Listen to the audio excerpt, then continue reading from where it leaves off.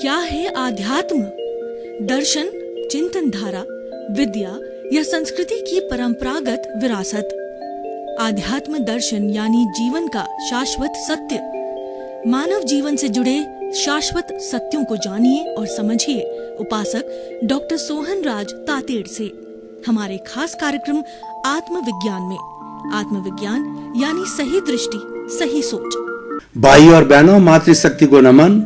Studio में आपका हार्दिक स्वागत है, अभिनंदन है, सत्कार है। आत्मविज्ञान साइंस ऑफ द सोल कार्यक्रम के अंतर्गत हम आपको प्रतिदिन नए नए एपिसोड बताते हैं और हर एपिसोड के केंद्र में आत्मा है। इसीलिए इस कार्यक्रम का नाम आत्मविज्ञान दिया गया है। आत्मा है तो हम हैं, आप हैं, आत्मा है, नहीं तो ये शरीर जड़ है, इसको जला दिया जाता है। ये शरीर नाशवान है। इस शरीर को मिश्र चेतन बनाने के लिए, चेतनवत करने के लिए आत्मा की हाजिरी, प्रेजेंस बहुत ही जरूरी होता है और उस प्रेजेंस को बनाए रखने के लिए आत्मविज्ञान कार्यक्रम प्रारंभ किया गया है। प्रतिदिन नए नए एपिसोड के माध्यम से हम ये कार्य करते हैं। तो आज का हमारा बहुत सुंदर एपिसोड है विवेके धम्म माहिये। भाई और बहनों, बहुत ही सुंदर एपिसोड है। आप मुझे ये कहें कि सामान्य से सामान्य व्यक्ति को ऐसा सूत्र दीजिए कि वह व्यक्ति भी अपने जीवन को सफल बना सके और हाईली इंटेलेक्चुअल, हाईली भी पढ़ा लिखा ज्ञानी पुरुष चरित्रवान व्यक्ति को भी सूत्र दीजिए तो, और मध्यम चिंतन वाले को भी सूत्र दीजिए तो निम्न बुद्धि वाला, मध्यम बुद्धि वाला और उच्च बुद्धि वाला, तीनों बुद्धि वालों को मैं एक ही सूत्र देना चाहता हूं। वो है विवेके धम्म माहिये। विवेक ही धर्म है। ये ऐसा सूत्र है, एक अनार 100 बीमार। अनार का जूस 100 तरह की बीमारियों के अंदर एक साथ काम करता है। तो ये ठीक वैसा ही सूत्र है। मैं आपको कुछ उदाहरण देना चाहता हूं। हमारी पुरानी माताएं, पुरानी नानियां, पुरानी दादियां, पुराने महापुरुष जो पढ़े लिखे नहीं थे, किसी स्कूल में नहीं गए, आजादी के पहले गांवों में स्कूल भी नहीं हुआ करती थी, तो वो कहीं पढ़े लिखे नहीं हैं, लेकिन वो इतने हाईली विचारधारा के लोग होते हैं कि 10-10, 12-12 बच्चों को पालते हैं, पोसते हैं, पैरों पर खड़ा करते हैं, सुसंस्कारी बनाते हैं, अच्छे लोग बनाते हैं, उनको अच्छा इंसान बनाते हैं। ये सब कैसे होता है जबकि बड़ा से बड़ा पीएचडी डिग्रीधारी, बड़ा से बड़ा इंजीनियर, वकील, चार्टर्ड अकाउंट, कुछ भी कहिए, हाईली एजुकेटेड व्यक्ति भी वह कार्य नहीं कर सकता।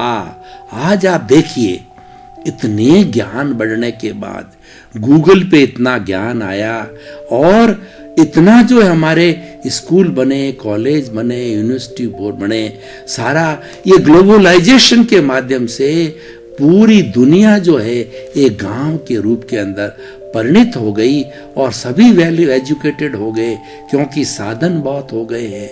लेकिन इन सब साधनों के बाद भी आज आप दृष्टिपात कीजिए हमारी सोसाइटी पर, वैश्विक स्तर पर दृष्टिपात कीजिए तो आप देखिए कि आज से 50 साल पहले जबकि इतना ज्ञान नहीं था, इतनी शिक्षा नहीं थी, लेकिन उस वक्त का इंसान और आज के इंसान को कंपैरिजन कीजिए। उस वक्त का इंसान ईमानदार था, सेटिस्फाइड था, लोगों की सेवा करता था और घूस नहीं लेता था, बदमाशी नहीं करता था, गॉड फियरिंग था, धर्म में विश्वास करता था, चरित्रवान था। आज इतना सब कुछ बढ़ने के बाद भी ठीक उसका उल्टा, और उल्टा भी कई गुना उल्टा हो गया है। एक जज क्यों घूस लेता है? एक पढ़ा लिखा इंजीनियर, डॉक्टर क्यों सुसाइड करता है? एक पढ़ा लिखा व्यक्ति क्यों जो है रेप करता है? और एक साधु महात्मा कहलाने वाला व्यक्ति क्यों दुष्कर्म करके और जेल के अंदर सड़ता रहता है। ऐसे सैकड़ों उदाहरण आज हमारे सामने हैं और बड़े बड़े लोग कर रहे हैं, हाईली एजुकेटेड लोग कर रहे हैं। वो क्यों कर रहे हैं उसका समाधान ढूंढिए। विवेके धम्ममाइये का सूत्र उन्होंने आत्मसात नहीं किया है। विवेके धम्ममाइये कार्य करता है, वो हमारे भावनात्मक इमोशनल कॉसेंट पर कार्य करता है, वो हमारे जो है अवचेतन मन पर कार्य करता है, वो हमारे तेजस शरीर पर कार्य करता है। और अवचेतन मन, तेजस शरीर, सूक्ष्म शरीर एक ऐसा ब्रिज है जो कि हमारा 3 तरह के फ्राइड ने मन बताए। एक तो चेतन मन और बीच में आता है अवचेतन मन। चेतन मन मतलब कॉन्शियस माइंड जो कि इस स्थूल शरीर पर कार्य करता है। और दूसरा जो होता है सब कॉन्शियस माइंड भीतर कार्य करता है, रूपांतरण का कार्य करता है, वह मॉडिफिकेशन करता है। और विश्व की सबसे बड़ी फैक्ट्री जो है अवचेतन मन, तेजस शरीर और हमारी लेश्याओं का संसार है। और तीसरा मन होता है अचेतन मन, अनकॉन्शियस माइंड, केवल वेयर हाउस है। वो हमारा कार्बन शरीर है, लिंग शरीर है, कॉजल बॉडी है। जन्म जन्मांतर की जो हमारी दमित भावनाएं हैं उन सब का गोदाम है। और उस गोदाम से जैसा हमको रॉ मटेरियल निकलता है उसके अनुरूप ही हमारे भाव बनते हैं। जैसा भाव वैसा विचार, जैसा विचार वैसा आचार, जैसा आचार वैसा व्यवहार, जैसा व्यवहार वैसा व्यक्तित्व और जैसा व्यक्तित्व वैसी उसकी पहचान। ये सारा भीतर से आता है, ये सारा कॉजल बॉडी से आता है। कॉजल बॉडी राग द्वेष है, कॉडल बॉडी कषाय है, कॉजल बॉडी कर्म शरीर है, कॉजल बॉडी 8 कर्म और 148 उसकी उत्तर प्रकृतियों का भंडार है। उसके अंदर जमा होता रहता है और निकलता रहता है, यानी चार्ज होता है, डिस्चार्ज होता है। चार्ज और डिस्चार्ज का जो गोदाम है वह हमारा कॉजल बॉडी कहलाता है और जन्म जन्मांतर का इकट्ठा हुआ होता है। ये जैन दर्शन की भाषा में कहें चतुस्पर्शी पौद्गलिक कर्म पुद्गल है। पौद्गलिक है, इसमें वर्ण होता है, गंध होता है, रस होता है, स्पर्श होता है और ये बंधते हैं, छूटते हैं। बंधने को हम बंध कहते हैं, छूटने को भगवान ने निर्जरा कहा है। इन कर्मों से छूटो। जब ये कर्म डिटैच होता है, ये आत्मा के साथ में फेविकॉल की तरह, वेल्डिंग की तरह जुड़ा हुआ है। और इसको हम जैन दर्शन, हम सभी धर्म दर्शनों की भाषा में बात करें, यह वेल्डिंग है, यह ज्ञान है। इस अज्ञान के टूटते ही भेद विज्ञान होता है। भेद विज्ञान में चेतन अलग हो जाता है, जड़ अलग हो जाता है और अज्ञान में दोनों जुड़े रहते हैं। अज्ञान के अंदर ये शरीर कर्ता भाव में चला जाता है। मैंने किया, मेरा घर, मेरा परिवार, मैं बड़ा डॉक्टर, बड़ा इंजीनियर, मैं बड़ा जज, बना चार्टेड अकाउंटेंट और इतना बड़ा नेता, ये मेरी संपत्ति, ये मेरी ज्वेलरी, ये मेरी फैक्ट्रियां, ये मेरी शोहरत और ये मेरा पद और प्रतिष्ठा कर्ता बन जाता है।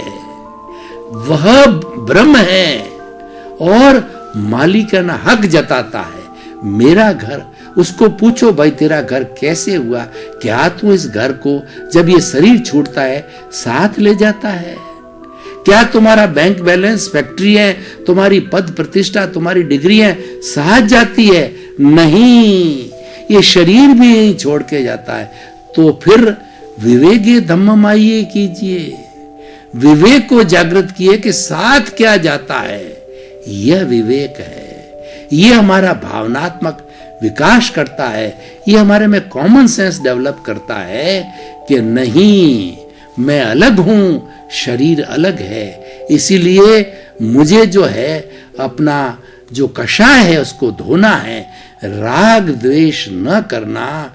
ये विवेके धम्ममाइये सिखाता है, ये व्यक्ति को पंडित बनाता है। देखिए, मैं आपको पंडित और दूसरा विद्वान का डिफरेंस बताता हूं। व्यक्ति अपनी बुद्धि के जरिए, व्यक्ति पुस्तकों के जरिए, व्यक्ति सत्संग के जरिए दूसरों से अनुभव लेकर के, डिग्रियां प्राप्त करके वह बड़ा विद्वान बन जाता है।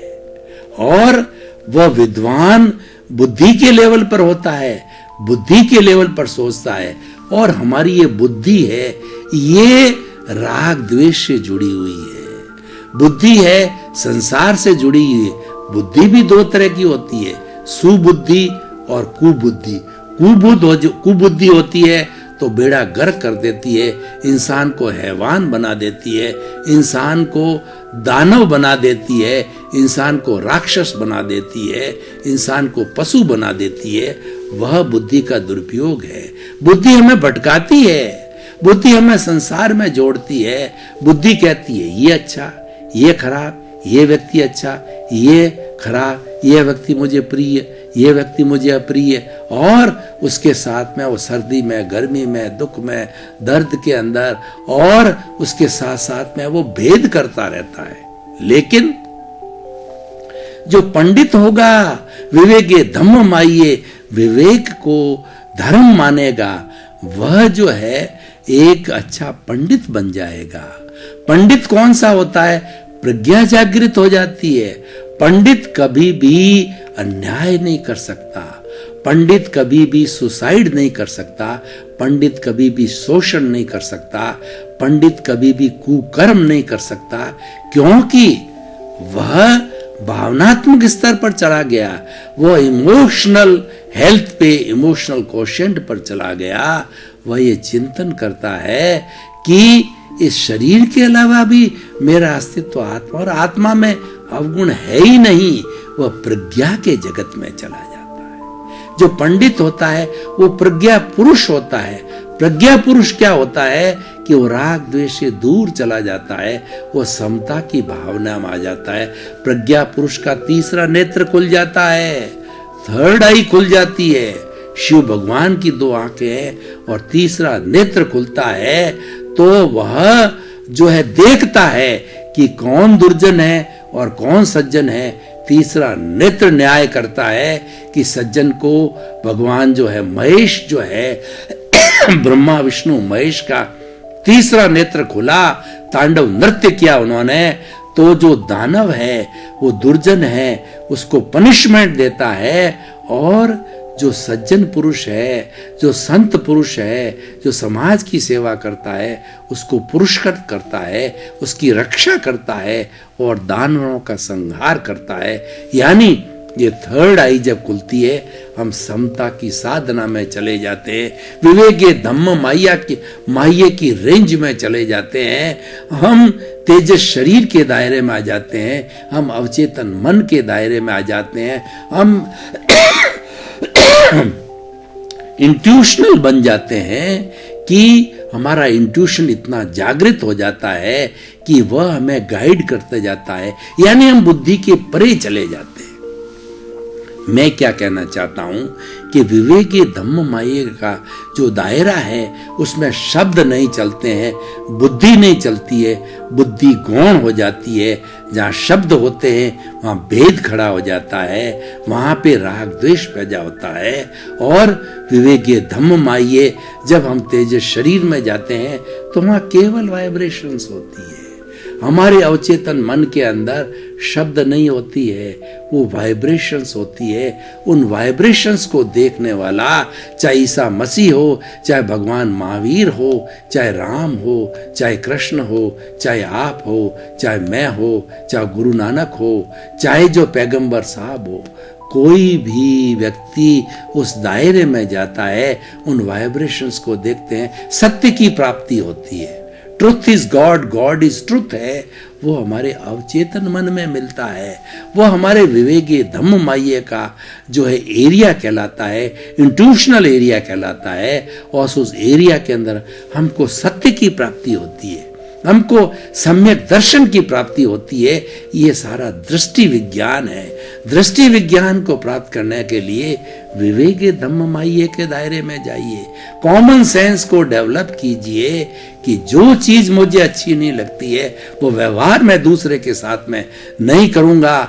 जैसी मेरी आत्मा है, इस ब्रह्मांड की 84 लाख जीवा योनि की सभी आत्माएं, मूल आत्माएं सारी एक जैसी है, चाहे राम की हो, चाहे कृष्ण की हो, चाहे महावीर की हो, चाहे पेड़ की हो, पौधे की हो, बिल्ली की हो, चूहे की हो, किसी भी जीवित प्राणी की हो, सबकी एक सी है। तो ये फर्क क्यों है? ये फर्क रिलेटिव के मालूम है, रियल में कोई डिफरेंस नहीं है, सब एक सी है। ये रिलेटिव का डिफरेंस है और रिलेटिव हमारे कर्मों के अधीन है। जैसे जैसे हम कॉजेज डालते हैं, जैसे जैसे भाव कर्म करते हैं और जब का उसका उदय और प्रारब्ध आता है, दूसरा शरीर जब धारण किया जाता है तब उदय और प्रारब्ध है। करने वाला कोई होता है, भोगने वाला कोई होता है। उदय प्रारब्ध में भोगने वाला दूसरा होता है, भाव कर्म करने वाला दूसरा होता है। जो भोगने वाला जो होता है वह जो है सारा उसका रिजल्ट भोगता है, लेकिन इंट्यूशनल होने वाला दोनों को अलग अलग मानते हैं। भोग कैसे भोगता है, प्रारब्ध कैसे करता है, मैं आपको एक उदाहरण देना चाहता हूं। मान लीजिए इस जन्म में मैं सोहन राज हूं, जो आपके सामने हूं। मन वचन काया रूपी ये सोहन राज का पुतला है, शरीर है, लेकिन पूर्व जन्म के अंदर मोहन राज था। मोहन राज ने जैसा भी चार्ज किया, अच्छा किया बुरा किया, वो चार्जिंग होकर के कॉजेज डाले, वो भाव कर्म डाले, वो कर्म बीज डाले। वो इस जन्म में सोहन राज पूरे जितना जिएगा वो सारे कॉजेज द्रव्य कर्म के रूप में 8 कर्म और 148 प्रकृतियों के रूप के अंदर ये पूरे जीवन भर जो लेके आया पिटारा पीछे से, जो पीछे से कॉज डाला, उसका रिजल्ट भुगतेगा।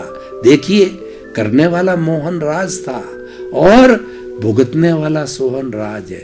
अब भविष्य में जाइए, अब सोहन राज जैसा अच्छा या बुरा चिंतन कर रहा है, जो फिल्म चल रही है उसके साथ जुड़ता है, उसके साथ के अंदर वह जो तन्मयाकार होता है, तन्मयाकार बहुत ही सही शब्द है, आप उसके साथ जुड़ते हो, जो फिल्म चल रही है उसमें तन्मयाकार होते हो, तो तन्मयाकार होते ही नया चार्जिंग चालू हो जाता है। तन्मयाकार नहीं होते हो तो कॉजेज नहीं पड़ते हैं, भाव नहीं बनते हैं। इसीलिए कहा गया है कि भाव सुधारो भव सुधरेगा, भाव बिगाड़ो भव बिगड़ेगा। जो चल रहा है उसके अंदर आप कैसे भाव करते हो, आप न्यूट्रल रहते हो, no causes, no causal body, no future birth. लेकिन कॉजेज डाल दिए, राग द्वेष के साथ जुड़ गए, तो जुड़ने से नेक्स्ट बर्थ होगा यशवंत राज का हुआ। मोहन राज ने किया, सोहन राज ने भुगता, सोहन राज ने भाव कर्म किए, यशवंत राज भुगता। ये श्रृंखला चलती रहती है। लेकिन अब देखिए, हियर लाइज द पॉइंट कि मोहन राज, सोहन राज और यशवंत राज तीनों में आत्मा वही थी। उसकी हाजिरी से मोहन राज ने चार्ज किया, सोहन राज में डिस्चार्ज हो रहा है, सोहन राज का चार्ज किया हुआ यशवंत राज में डिस्चार्ज हो रहा है। आत्मा की साक्षी से, आत्मा की हाजिरी से, आत्मा की प्रेजेंस से सब होता है। अगर आत्मा नहीं हो तो मोहन राज, सोहन राज और यशवंत राज के मन वचन काया रूपी ये पुतले, ये शरीर कुछ भी नहीं कर सकते। आत्मा की हाजिरी बहुत ही जरूरी है। ये विवेके धम्ममाइये का महत्व मैं ये कहना चाहता हूं कि आत्मा सर्वोप्रिय है। उसकी हालांकि वह मूल अवस्था के अंदर अनंत ज्ञान वाला है, अनंत दर्शन वाला है, अनंत शक्ति वाला है, अनंत सुख का धाम है और वो मोक्ष की अवस्था में है। लेकिन इसकी हाजिरी से, विटनेस से जन्म जन्मांतर के अंदर ये साथ में कॉजल बॉडी के कारण ये जुड़ा हुआ है। ये ऐसा फेविकोल है कि कि उसको छोड़ नहीं पा रहा है। ये ऐसा वेल्डिंग है जो जन्म जन्मांतर से पड़ गया है, वो अज्ञान का वेल्डिंग है। अज्ञान का वेल्डिंग तोड़ दीजिए, कार्बन शरीर को समाप्त कर दिए, इसको जीरो कर दीजिए, तो जीरो करने से हमारी शुद्ध आत्मा सिद्ध बुद्ध मुक्त बन जाएगी, जो कि हमारी चेतन अवस्था में अमूर्त अवस्था के अंदर है, अशरीरी है, वहां चली जाएगी। और बेचारा ये जो कॉजल बॉडी है, ये भी जहां से आई है, इस ब्रह्मांड से आई है, उस ब्रह्मांड में जाकर के पंचभूतात्मक जो ब्रह्मांड है और ये 5 भूतों से बनी हुई कॉजल बॉडी, कौन से 5 भूत है? पृथ्वी, जल, अग्नि, वायु और आकाश। ये 5 भूतों की बनी हुई कॉजल बॉडी जब पूरी समाप्त हो जाएगी और ये स्थूल शरीर भी जब जला दिया जाता है, पृथ्वी पृथ्वी में, जल जल में, अग्नि अग्नि में, वायु वायु में और आकाश आकाश में पुनः जाके शामिल हो रहा है। और ये मैंने उदाहरण एक शरीर का दिया, 84 लाख जीवा योनियां जो है इसी तरीके से एक्ट करती है अपने कर्मों के अनुरूप, और इसी रूप में ही एक तरीके से अपने अपने कर्मों के अनुरूप जन्म लेती है और इसी में विलीन हो जाती है, इसी 5 भूतों से ही पोषित होती है। तो हमारी जो सृष्टि में हमारी जो कुदरत है, उसकी कुदरत की रचना 5 भूतात्मक है, और इसमें कभी भी एनर्जी का कोई भी एक दमड़ी भी इसकी खर्च नहीं होती है। भूत में, भविष्य में, वर्तमान में, तीनों में एक जैसी होती है। केवल रूपांतरण होता है, ठोस है द्रव में बदल जाता है, द्रव गैस में बदल जाती है, गैस वाइब्रेशन में बदल जाती है, और सारी सृष्टि जो है ये रिलेटिव है। हमारा पूरा जीवन है सापेक्ष जीवन है। कोई भी व्यक्ति इस दुनिया में निरपेक्ष नहीं रह सकता है। निरपेक्ष केवल हमारी शुद्ध आत्मा जो मोक्ष में रहती है, क्योंकि वह अशरीरी है, उसको सापेक्षता की जरूरत नहीं है। वह तो ज्ञान और दर्शन और आनंद में रहती है, वो सच्चिदानंद है। सत का मतलब अविनाशी, वैसा हमारा मूल स्वरूप है, अविनाशी है। चित्त का मतलब ज्ञान और दर्शन होने वाला। 2 इसलिए कहे गए हैं कि ये दोनों इसके पर्याय है। पर्याय बिना आत्मा का अस्तित्व समाप्त हो जाता है। भगवान महावीर ने सबसे पहला जो उपदेश दिया वो त्रिपदी का उपदेश दिया। वो क्या था कि भगवान ने ये बताया कि उत्पाद वे द्रव्यात्मक सत, कोई भी वस्तु चाहे जड़ और चेतन हो, उसका अस्तित्व तब है जब उसमें उत्पाद होता है, उसमें व्यय होता है और द्रव्य होता है। ये तीनों चीजें नहीं हो, उस वस्तु का अस्तित्व नहीं है। कैसे नहीं है, मैं एक उदाहरण के तौर पे आपको बताना चाहता हूं। मान लीजिए एक कोई महिला के पुराना जो है वो बैंगल्स बहुत पुरानी हो गई, वो चाहती है कुछ चेंज किया जाए, तो उस बैंगल्स को तोड़वा करके नेकलेस बनवाती है। तो नेकलेस का बनना उत्पाद हुआ, बैंगल्स का टूटना व्यय हुआ। ये दोनों मोड्स है, ये दोनों पर्याय है। लेकिन चाहे बैंगल्स हो चाहे नेकलेस हो, सोना सोना ही है। तो उसी तरह से हमारी आत्मा में कभी ज्ञान होता है, कभी दर्शन होता है। ये उसके उत्पाद और व्यय है। जब ज्ञान से दर्शन में वो आती है तो दर्शन उत्पाद हुआ और ज्ञान व्यय हुआ, और दर्शन से ज्ञान में जाती है तो ज्ञान उत्पाद हुआ और दर्शन जो है उसका व्यय हुआ। इन दोनों के रहते हुए भी आत्मा आत्मा ही है। वह अमूर्त और अनंत ज्ञान वाला और आनंद वाला है। इस कारण उसका अस्तित्व है। तो भाई और बहनों, हम निष्कर्ष की बात करते हैं। हम इस एपिसोड को ओपन टू ऑडियंस करते हैं।